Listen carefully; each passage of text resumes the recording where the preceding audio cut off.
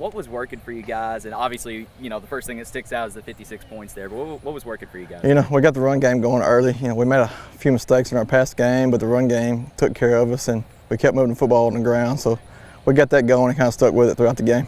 Absolutely. And just talking about, Walnut Ridge, they're going to be another team that, that they have a lot of rushing success last week too. So, how do you just go about game planning for Walnut Ridge? Those guys, they're going to put 11 guys in the box, and they're just going to get after you. And so, it's tough to game plan for. We're going to stick our guys in there and do the best we can and try to slow down that run game they got, because they're definitely going to line up and run at you.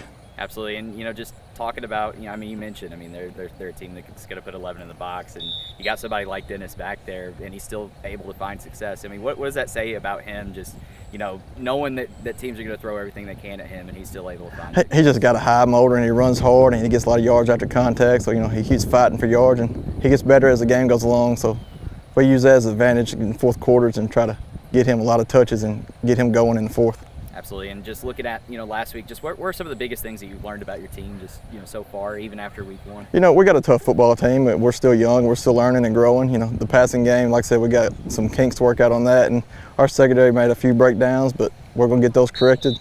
And the defensive scheme I put up there was not a great one, so I got to correct that on my end.